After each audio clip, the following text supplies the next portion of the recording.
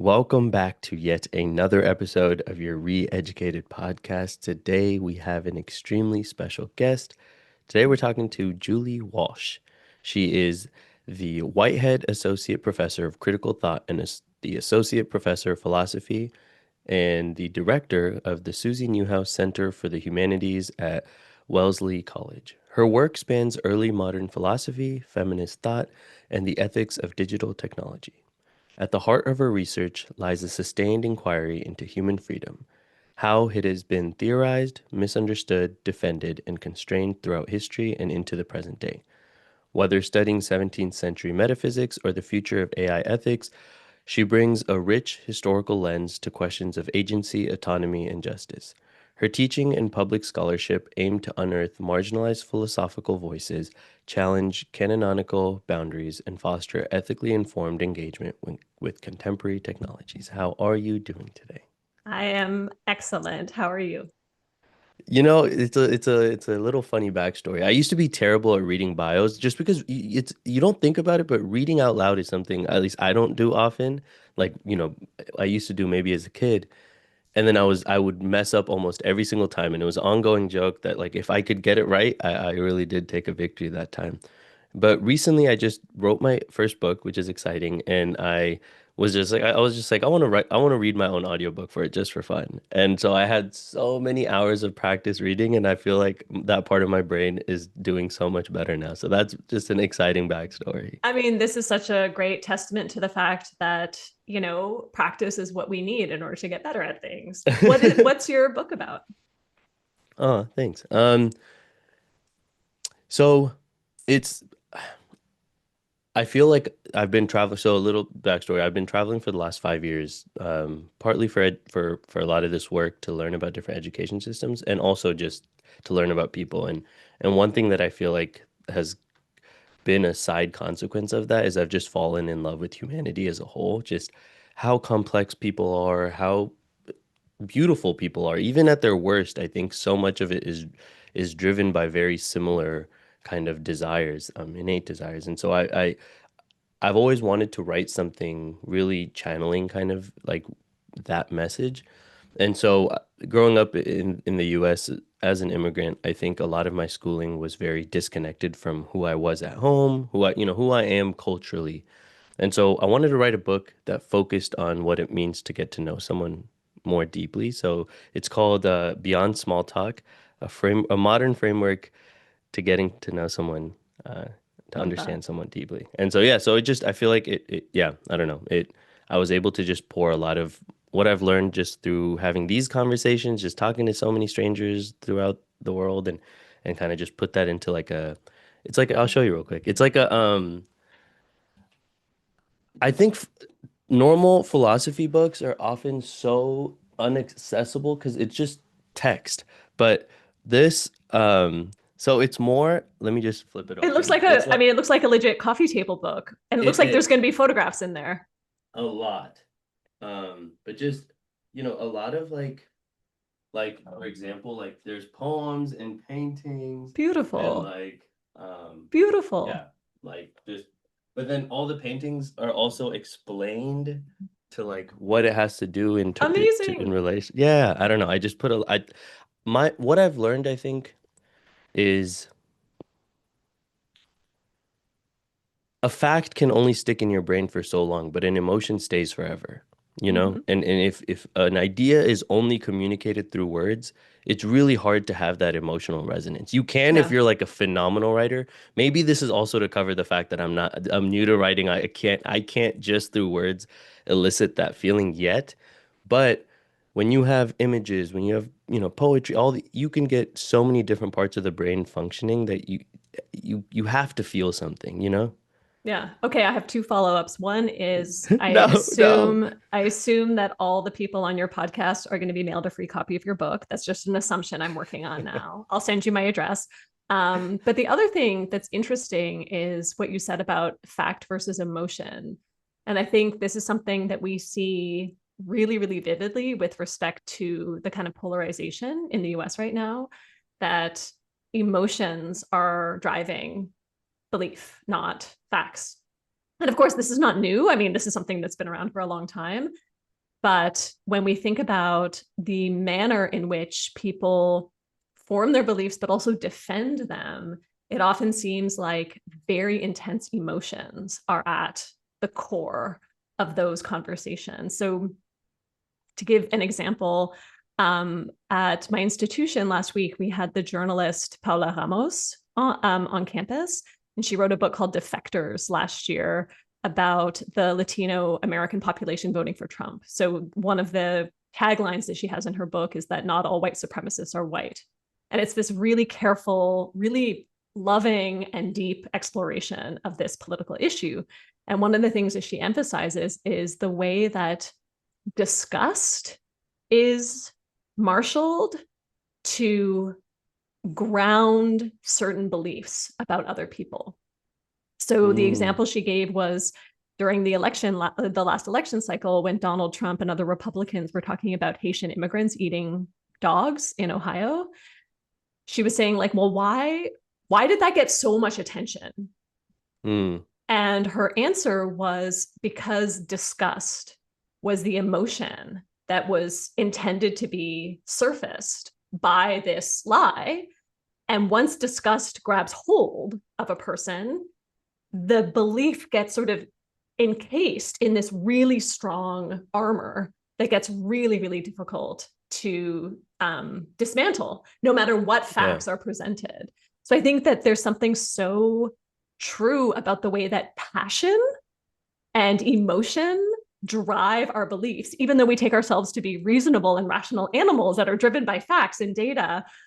That doesn't tell the whole Mm. story, because we are also passionate, affective animals that are really driven by these really strong emotions. Hmm. Yeah, I've been thinking about this a lot. So I grew up hearing a lot of racial kind of beliefs on the world. And so when I was growing up, I did really view the world through these, I mean, now if I was to look at it, very racist lens to basically everyone who didn't look exactly like me. Even within India, if they did not look exactly like me, there was some stereotype that I had heard about why someone else was different. And when I went to UCSD, I took two classes. They had this one section called Dimensions of Culture, and in those courses, you know, they kind of just straight up give to you, okay, the U.S. is a racialized society. This and that. They kind of it's kind of like the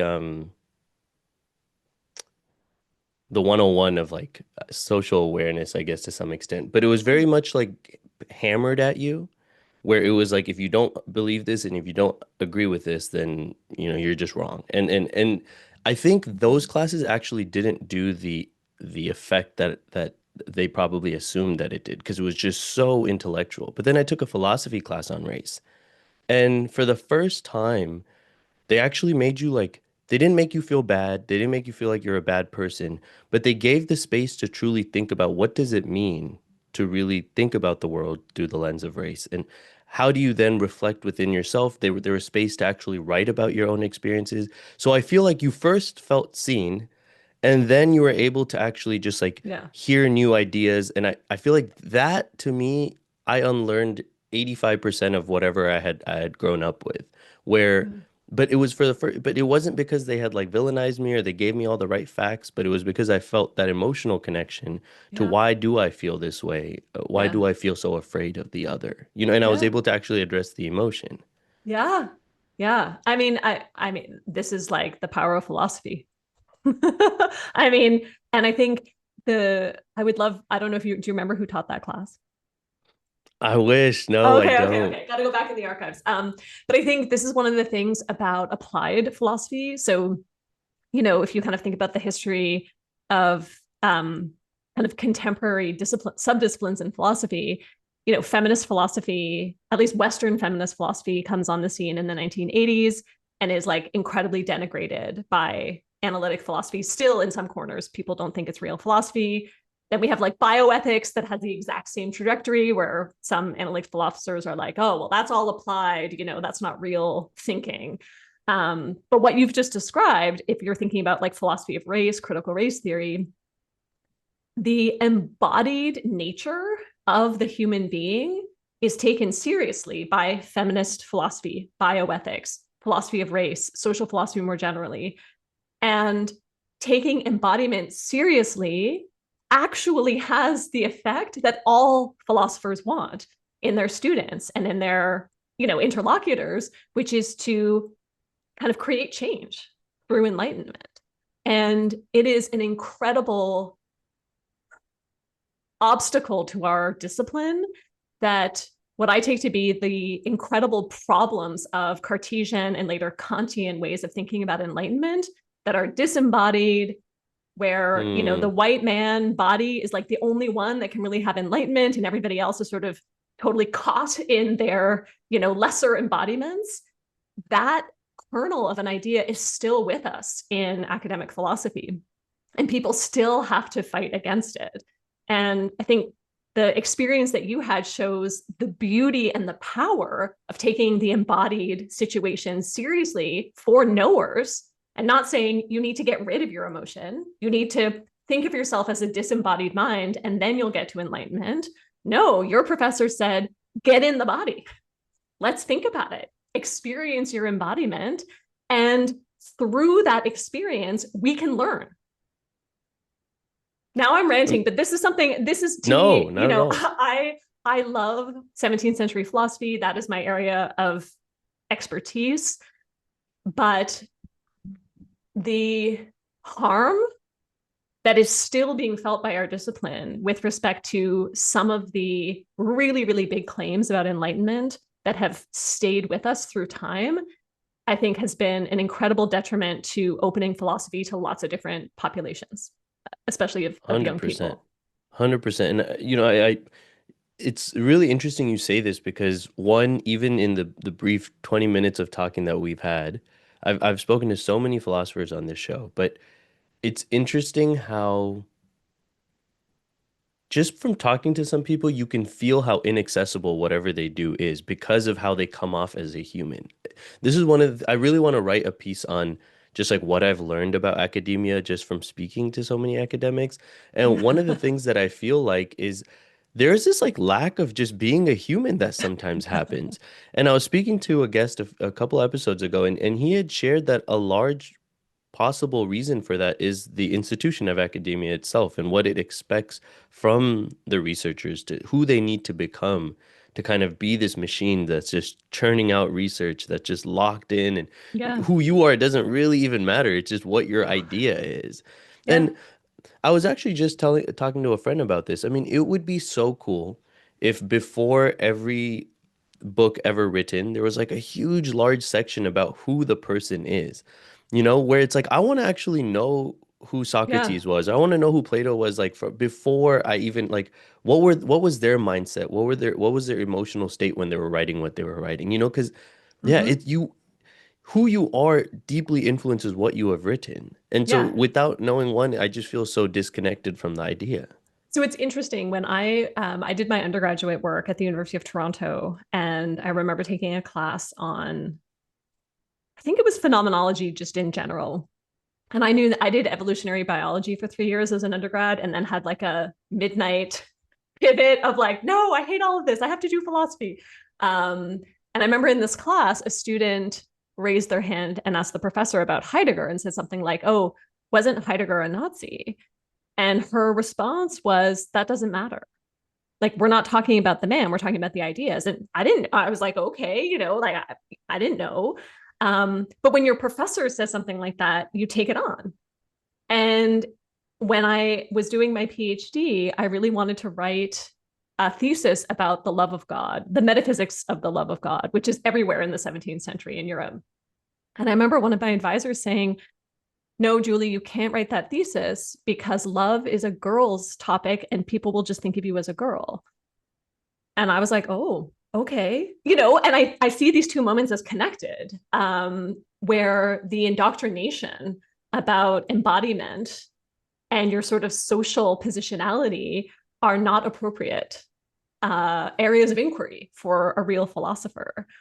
And I didn't go through grad school that like, it hasn't been centuries since I experienced that, right? So I think we are still being trained in this really narrow way.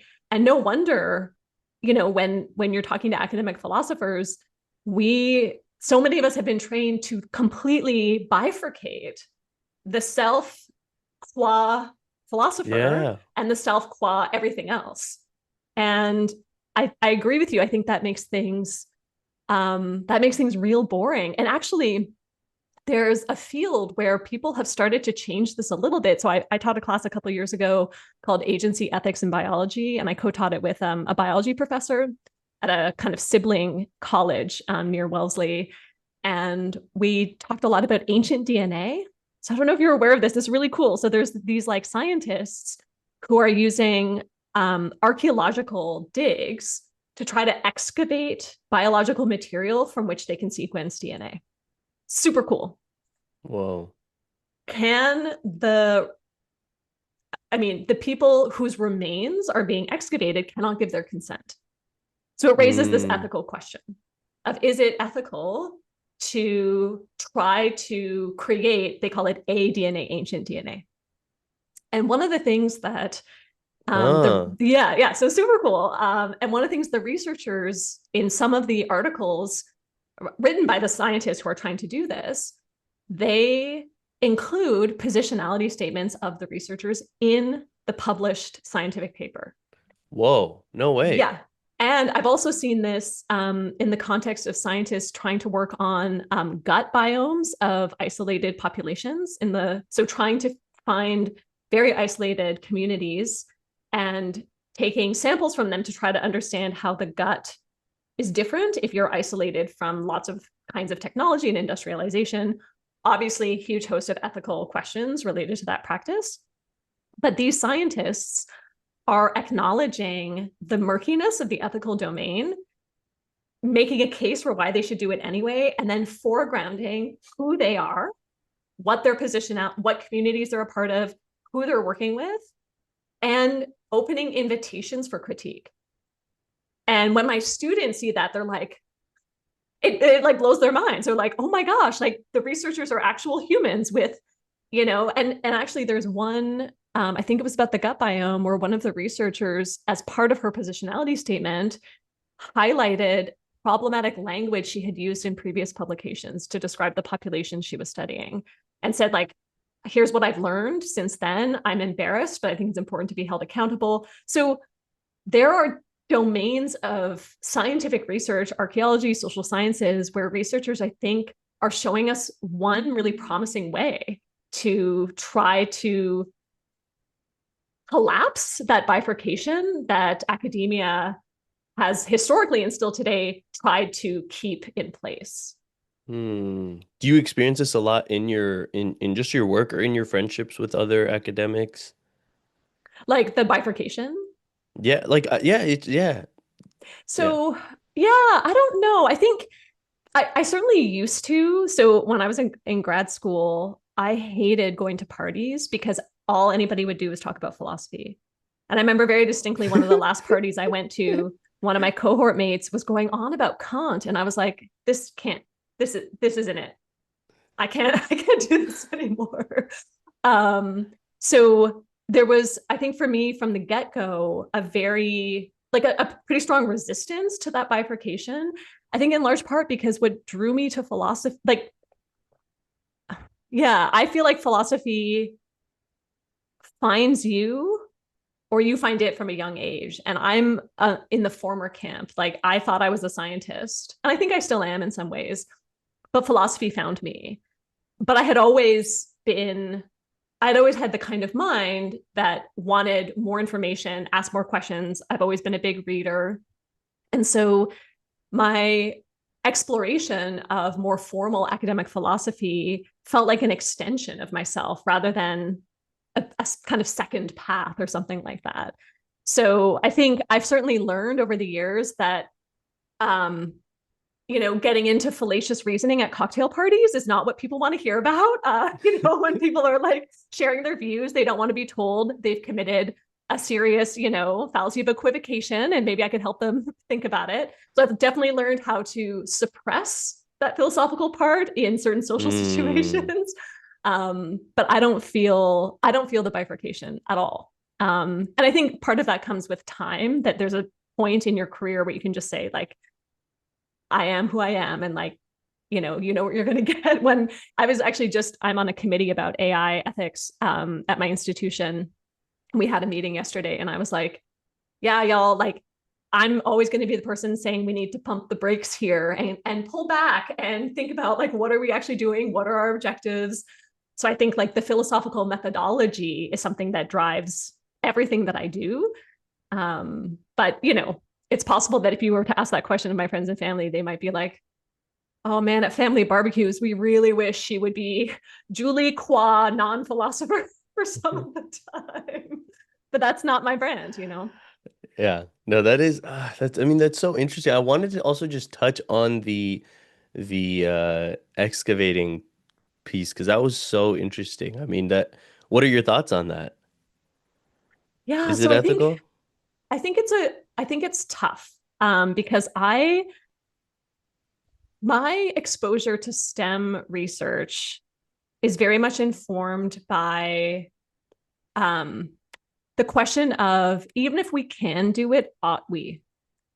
So there's a really great researcher, or a great now I'm forgetting exactly what his area of specialization is, but a guy by the name of Hans Jonas, who wrote a lot about the kind of purpose of scientific research. And so one of the things that he says is, what do we owe future generations?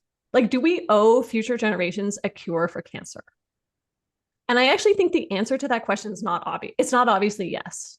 If we think of it in terms of obligation, especially when we include in the calculus the harm that will be visited upon humans today in the effort to find that cure. So I think in the case of ancient DNA, one question has to be, like, who is this? Who are the results of this research are for whom? Who will they benefit? And I do think that there is a case to be made for kind of filling in the holes of our tapestry of knowledge. Maybe there is a good case to be made that even if it won't benefit anyone, it is a benefit in and of itself to have this information. But I think it's tough when we're talking about ancient DNA, because even the descendants of the people whose DNA it is have no connection to that ancestor, or at least no obvious connection. So I think it's really tough. I think for me, as in many situations of scientific experimentation and exploration, really, I think I want to be compelled by the researcher's reasoning about it.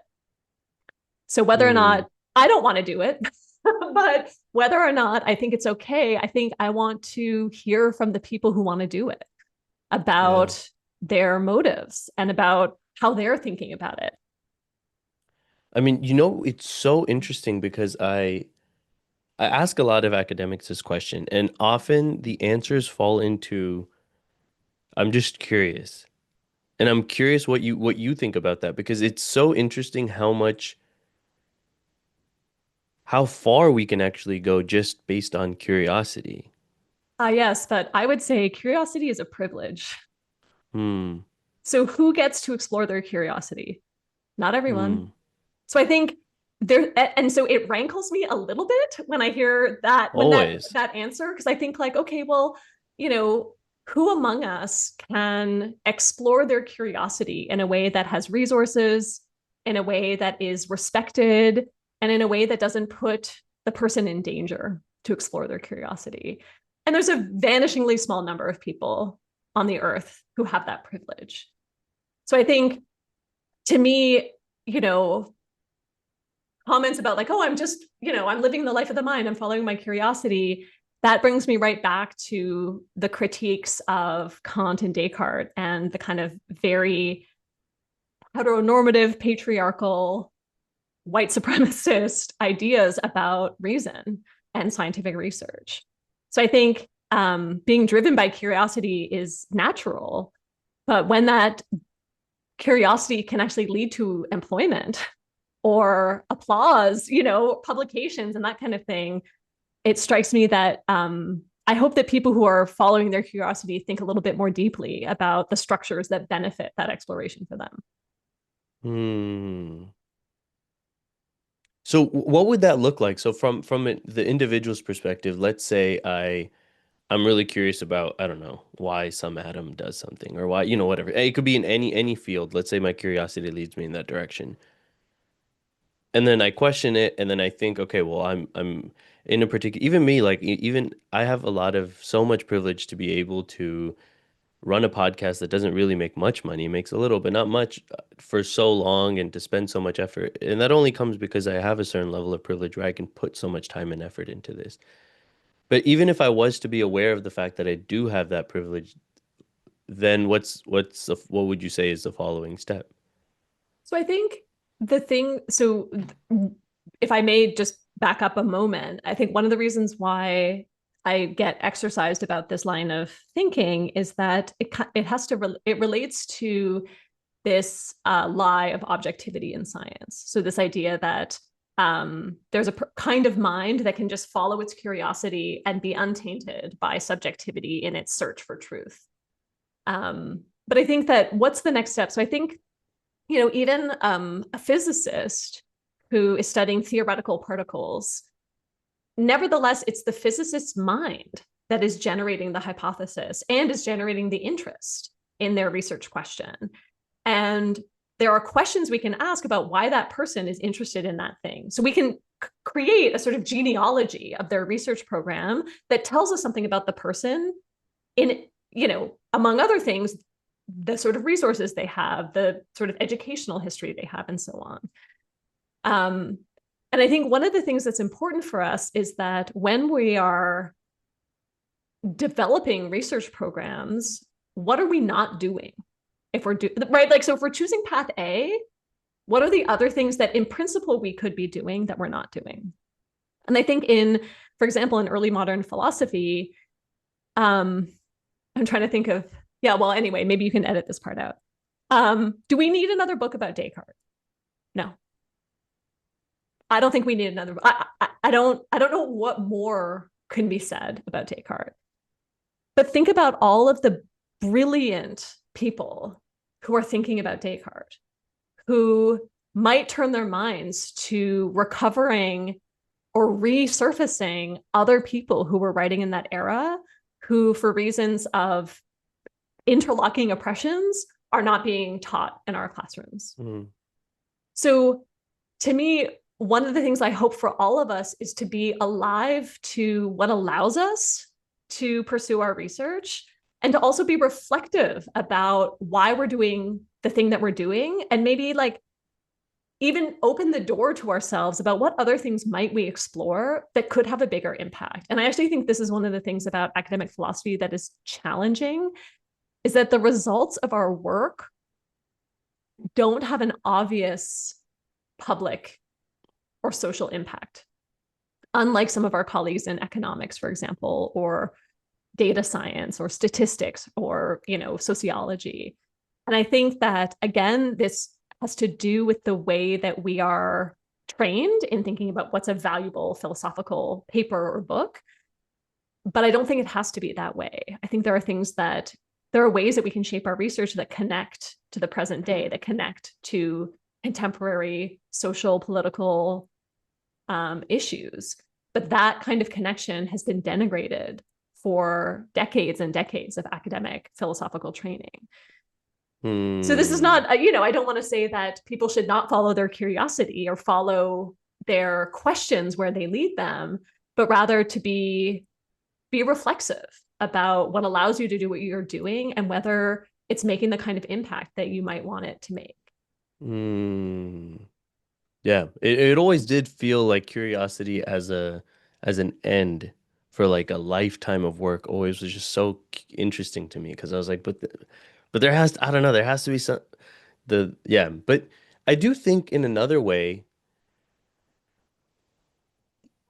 perhaps if research was too heavily tied to impact, then all research might just go into certain fields because there's like a belief that this, like, I think math is a great example of this, where like a lot of math research doesn't necessarily have an impact, but hundreds and hundreds of years later, somehow someone pulls something from the deep archives of something that was proven a long time ago, and all of a sudden it has this like Yeah. renewal and interest in, but it was never done originally because it was drawn out of Yeah. impact, but it was drawn out of genuine curiosity Yeah. and fascination.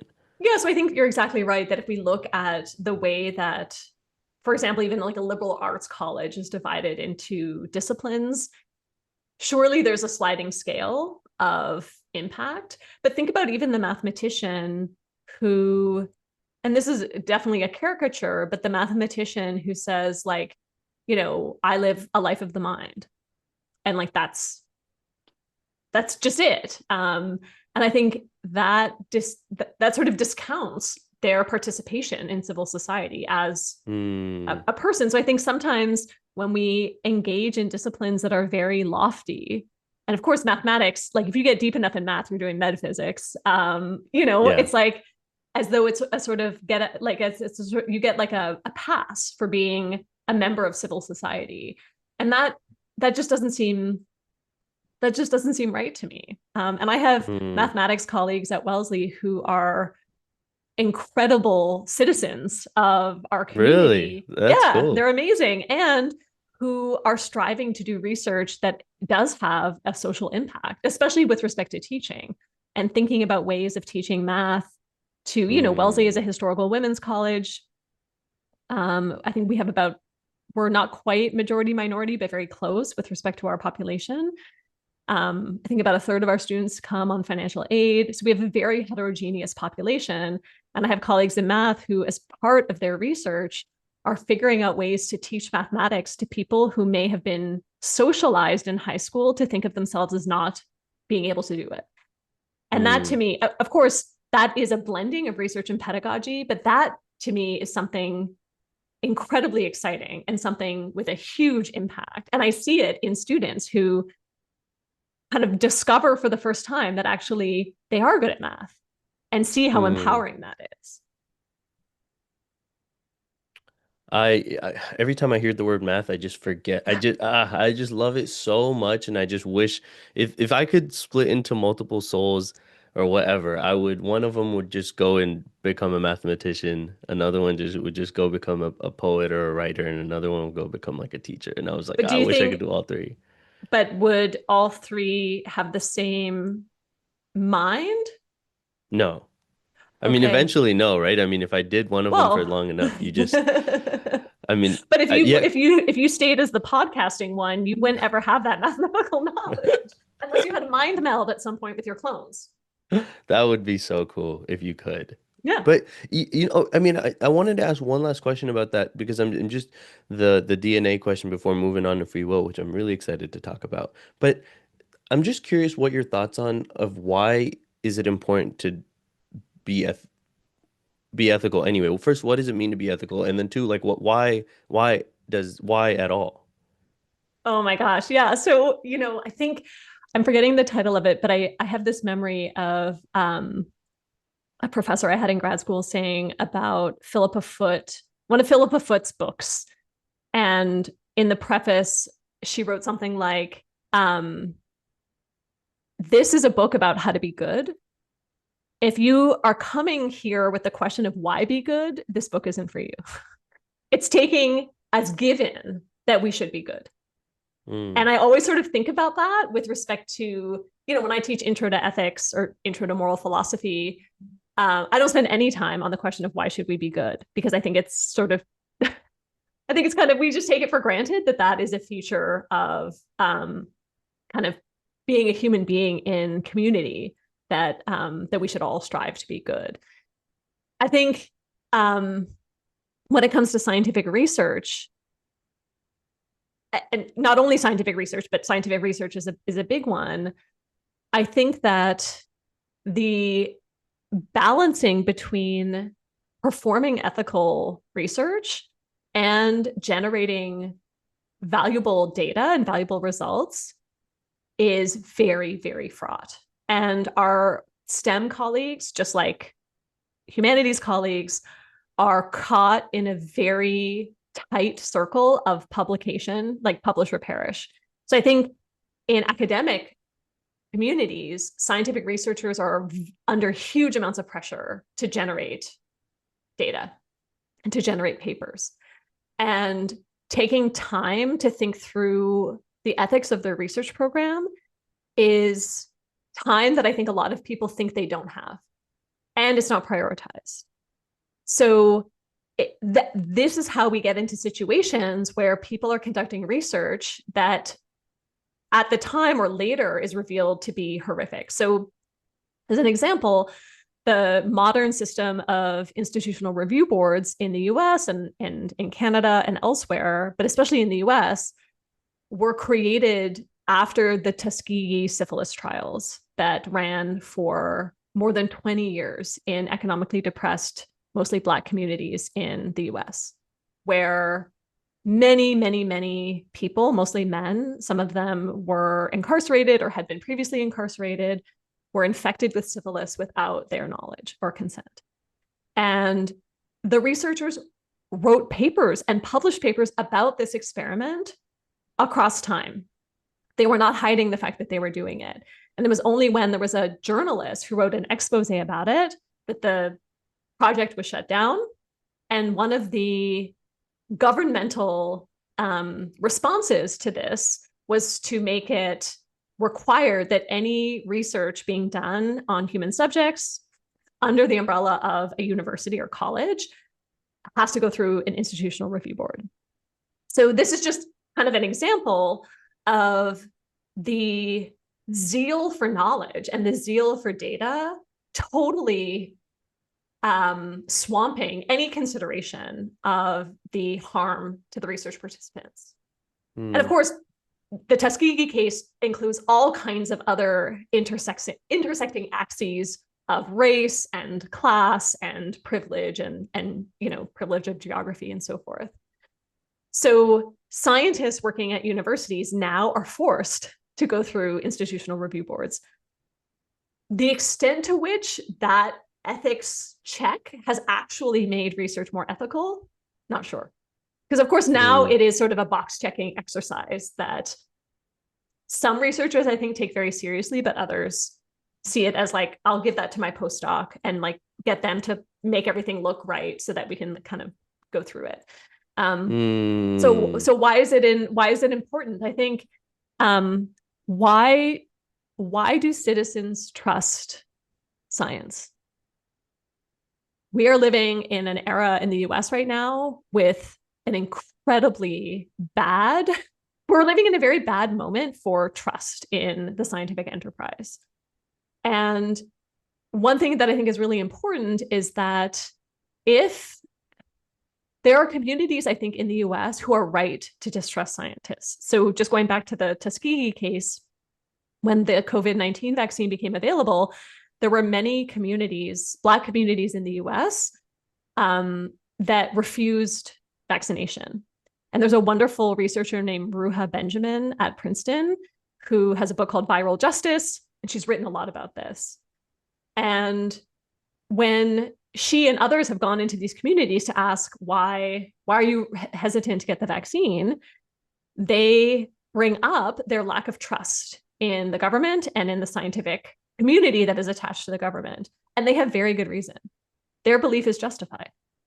We might think it's not true in this case that the vaccine will cause harm or it's been designed to cause harm, but they are justified in their lack of faith in the goodwill of those enterprises.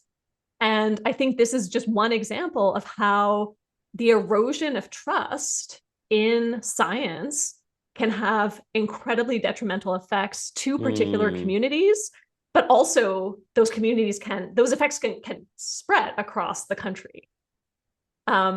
So I think it's important for science to be done ethically so that the communities and populations they're ostensibly there to serve trust their interventions. It's the same way why the government should be ethical, right? So that we trust them when they tell us stuff. And I think this is one of the things that is really hard when you lose trust of your communities, when you have something to tell them that you think is really important, you can't be surprised if they don't believe you. So, and ethics as like a means towards trust building, which is foundational for any of these things to Yeah. actually, yeah, I mean something that I've always been really curious about is it's to me it seems absolutely cruel, but I just don't know what a lot of this research. So I'm a lot of friends who are in the psychology space, and so many of their research and is all around rats. And the rats are always just they just go through the craziest things ever. I'm like that we just gave that rat like a bunch of cocaine and then we just thought we're like, hey, let's see what this rat does. It's kind of I mean, I don't know how I don't know what kind of maybe it's hard to do that research without treating some life in that sense, but it also So seems kind of cruel. yeah, I mean, I think unwittingly you have hit on the other branch of my research that I haven't really published about yet, but I have a lot of very strong views about animals, non-human animals being used as food and non-human animals being used as research subjects. Um, I think it's really, really hard.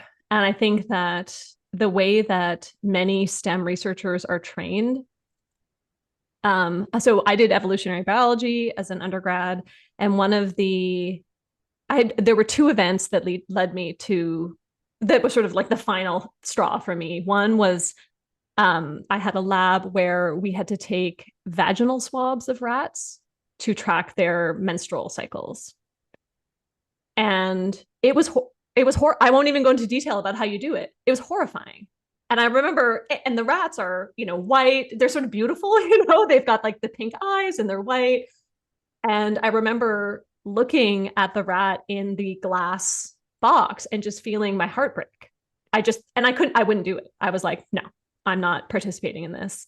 And a couple of weeks later, in that same class, we did a little field trip outside of Toronto, and our assignment was to catch spawning salmon to weigh um to weigh them, I think, to see how much weight they carried in eggs as they were moving to spawn.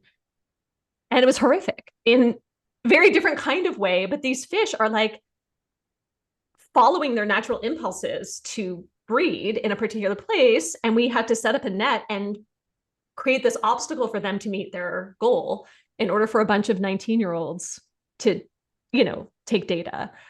And I found it, yeah, I think at the time I didn't quite have the vocabulary to frame my experience, but I found it sad and disturbing. And I think when we talk about advances in biological research, psychology research, animal models are absolutely foundational for all of these scientific enterprises. And there are ethics boards at colleges and universities to help adjudicate what is acceptable and what is not acceptable use of non-human animals.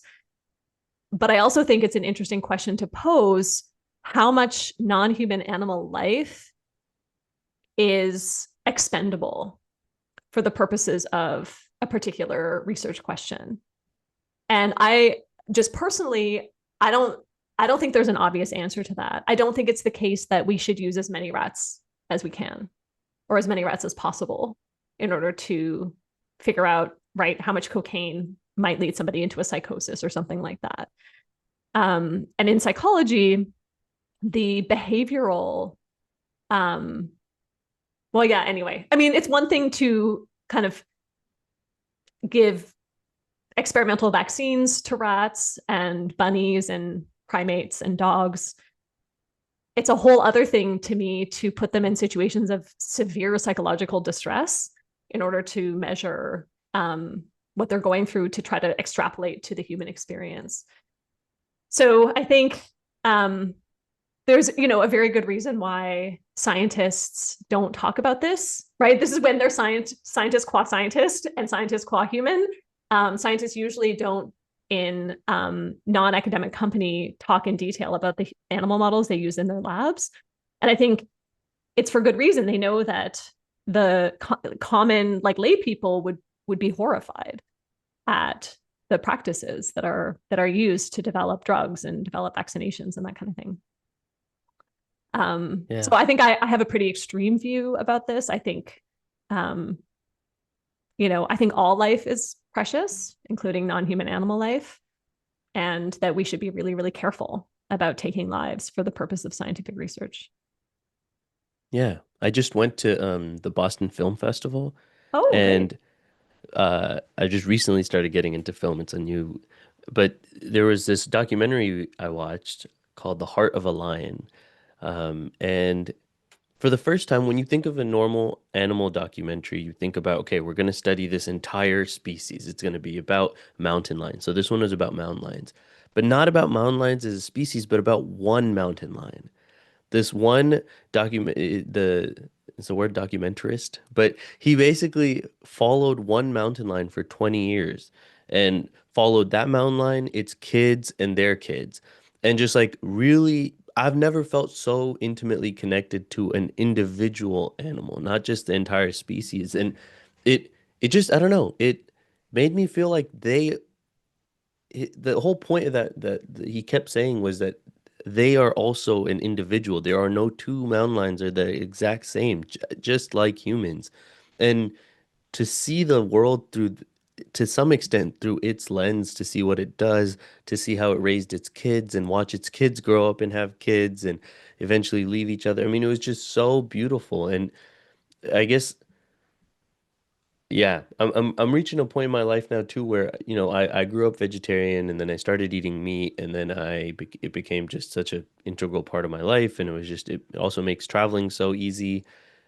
But for convenience, I myself have, caused the death of so many animals, which is absurd just for me to survive. Like, who am I even? That's that Yeah. important to, need that. So I don't know. How do you kind of, all these questions I think are just so complex. They're hard. And I think, so last year I actually taught a class on meat with an art historian. So it was about the ethics, politics, and visual culture around Oh, meat cool. as food. And one of the things that we talked a lot about with our students was, not everyone is moved by non-human animal suffering. I can't understand that because of like my own psychology, but not everybody is moved by it.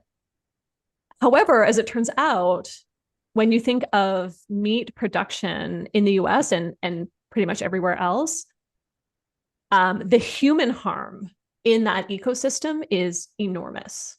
So the people who work in factory farms, in um, processing plants, are experience incredible physical and psychological harm. So I think even for someone who might, yeah, like just might not be touched by the argument that um, human exceptionalism is actually not a view that has been well defended, and that kind of thinking about humans as exceptional warrants all kinds of animal torture and death. I don't find that argument compelling, but some people may. But if you care about humans, the way that meat is produced, especially in the US, especially in factory farms, is horrific to humans, the humans who do the production as well. So I think that there are a couple of different entry points into the conversation about using non-human animals as food. But it's also true that eating meat is incredibly culturally and traditionally important for many communities.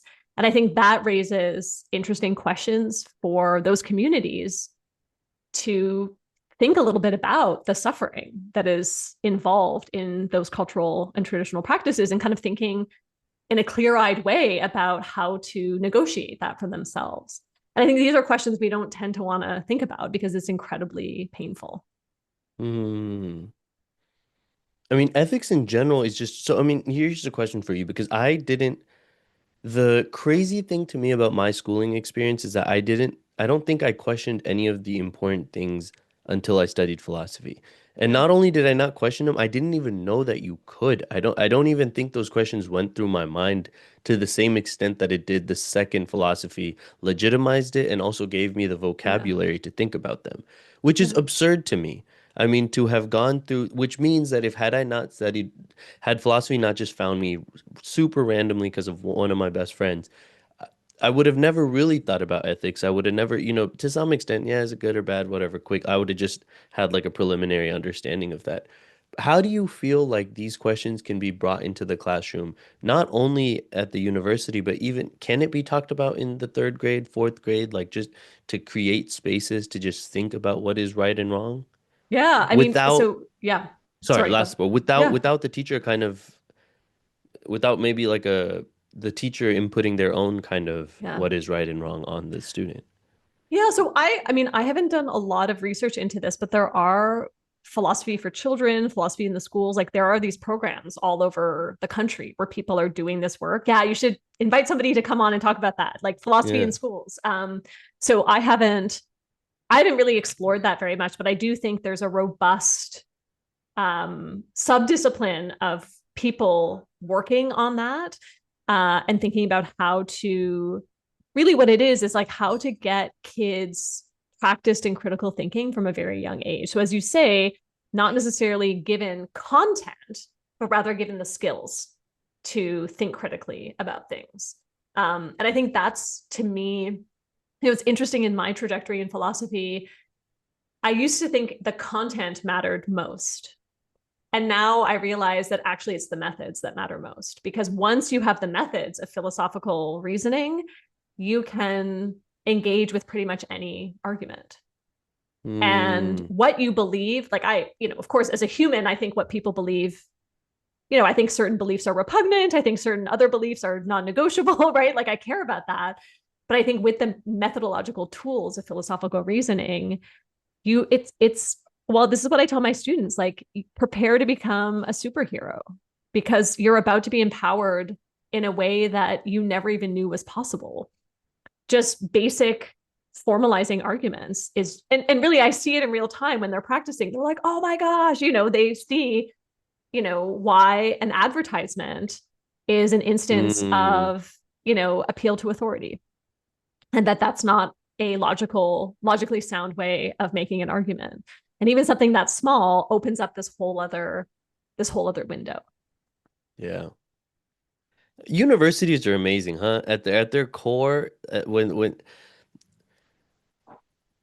I I just have so much to say about education, and I feel like I don't yet have the words to really express it. I mean, I was just on the phone with a new parent yesterday. I teach as well, and a lot of the parents that I work with often have my kids need to get to Stanford, my kids need to get to Harvard, Yeah. and then the interesting thing is, I think depending on what people study, I grew up in the Bay Area, and so a lot of the people there, went to the Berkeleys, the UCLAs, whatever, these great universities. But it's really interesting because I think the intention within which you go into those spaces, maybe not even the intention, but depending on, I don't know, there's a difference between people who leave universities with this kind of, I guess, the ethos of what a university should be, and then there are people who are just really well trained at a particular Yeah. skill and then just are, but they both go to the same great university. So I'm like, Yeah. what is it, do you think, that causes that difference? It just doesn't, I don't know what it is. So it's so funny. The other day, I had a conversation with somebody who was describing two different ways of approaching writing. So he said there are writers who are architects and there are writers who are gardeners. And the architects have everything spelled out and then they just build it. And the gardeners are like, just gonna plant some seeds. I'm gonna kind of go over into this field and just sort of see what grows. And I think that has been really helpful to me, like thinking about my own writing, because I'm definitely an architect. But I think what you've just described, and I see it all the time in the cohorts of students that I mentor, that there are students who come in as architects. They are going to be doctors. They are going to be lawyers. They want to work on Wall Street or whatever. And they come in with a plan. And there are other students who are more like gardeners, where they're like, maybe I'll do an improv class. Maybe, oh yeah, like, K-pop drama. Yes, maybe I'll do a class on that. Um, but I think the bigger question that I think you're posing is what accounts for that difference. And interestingly, it seems like um, I think one feature is privilege. So if a kid is coming to Stanford or Wellesley and they come from affluence, they can be more of a gardener if they want to be, if that's supported by their family, because the aim of the degree or the value, the financial value of the degree might be less important. Whereas students who come to these fancy educational institutes from less socioeconomically advantaged backgrounds, the financial value of the degree matters a lot. And they may not have the freedom to be gardeners, even if that's how they would prefer to learn, because the outcome is financially incredibly important to them and also to their families. So this is painting with a broad brush. Really, not all students fall into those categories, but it is definitely something I have observed in the years that I've taught at a fancy liberal arts college, that some of the students who are most focused and least interested in exploring the curriculum are the ones who don't have the luxury to do it because they have a very, very Interesting. precise outcome. Yeah. I guess So that is so. yeah, yeah. If I may just close the loop. So coming to understand that has really changed my opinion of students who come in as architects. Because I used to be like, explore, what are you doing? You're at a liberal arts college, you know? And now that I better understand the pressures that lead to certain ways of approaching the undergraduate degree, I have a much more expansive understanding of why people approach it in different ways. Yeah. Yeah. I guess the part to me that is tough is because I think even if you were to take students from the same socioeconomic status, I think you'll see a huge split there. And also, I do think, yeah, one other thing, I feel like if the goal is to get a good job, there are, I don't even know why like, if I want to go become an engineer, I don't even know why I would go to a liberal arts college. Like, I could go anywhere else that would just train me really well, and then I could go get a job quite quickly and a lot more affordably. Like, Yeah. that's the thing that's confusing to me. If the whole goal was to just go become a good engineer, it doesn't even make sense to go to a Stanford. Like, I feel like those spaces are so sacred in some ways for that's I was telling somebody else. I was like, I think a lot of immigrants that I grew up around don't really understand what academia is because I think for a lot of them, academia is just like a way to get a good job. But it's like Yeah. academics often, if you go to one of those universities, the likelihood of you becoming a researcher is higher. And researchers are not these like super, academics are not these super happy, like they're all kind of neurotic, they're all like they're lost in this world that only they understand and like 10 of their colleagues and no one else really gets them and they're just like I mean they're really passionate and they're intense and it's I don't know I think there's a huge sorry this was just on my mind recently so I'm just bringing it up but Yeah. I think as you work in a liberal arts college it's cool as you teach as well just to see that kind of spread Yeah. in students and people in their own kind of Well, motivations. I think one thing to remember that I didn't fully appreciate when I started teaching at Wellesley. So I think we can't discount the value of the prestige, no matter what the kind of eventual goal is. The prestige of going to an Ivy or an Ivy adjacent institution is there's a lot there's a lot of stock put into that. The other thing, though, that I didn't really have any access to until I started at Wellesley is the incredible power of the alum network. And I Yeah. think that is something that these fancier institutions, I keep saying fancy, I should just say wealthy. That's the important bit. The alum network at Wellesley, for example, is so powerful and supportive of students, especially students like, seniors or recently graduated. So no matter what your goal is or what you plan to do with your degree, as soon as you graduate, you are immediately embraced by this community of people who want nothing more than to help you succeed. And I went to a huge public institute. Like I had never even encountered such a thing.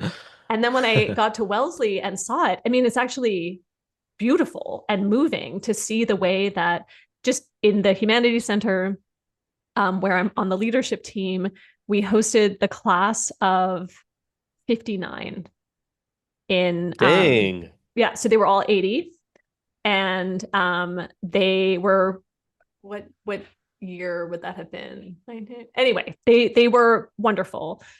Um, and we had current students who were working with the event to help with the catering, to help make sure that the alums, but watching these 80-year-old alums engage with these 18, 19-year-old current students, it actually made me emotional because the immediate love of siblinghood that was evident in the way Whoa. that they interacted was, it was extremely moving because they have this shared love, which is the love of the institution.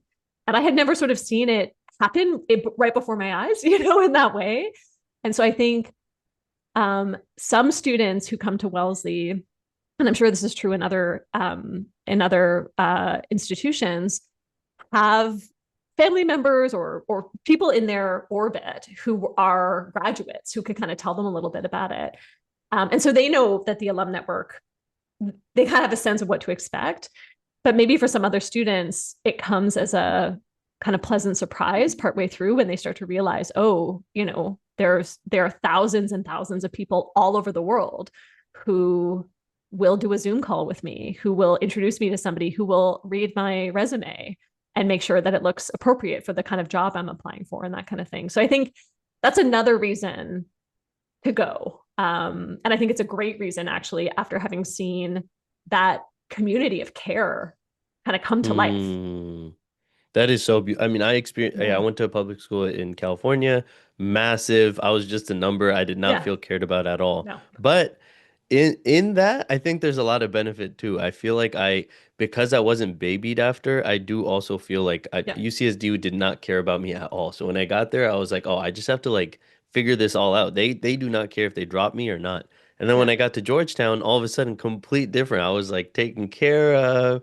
I was nourished. It was so, it was like so different. I was like, you actually know my name. Like, I'm not just like a number. I'm not just like 508-123. Like, that's so crazy. Like, I don't know. It's just, yeah. But there is just so much to explore here. Honestly, I really wanted to get into free will, but I mean, this was such a nice conversation. I love when it gets into free flowing. I think I might have to, if you have time, have you on for another Yeah. episode at some I'd love time to to. connect Hmm. what we've talked about this time, Sure. ethics, and connect it with free will to eventually get to the main kind of theme, which is meaning, and to Yeah. connect both of these into what, I'd love that. And I think the kind of the threads that run between freedom, meaning and autonomy and emerging artificial intelligence and emerging digital technologies, we are on the cusp of something.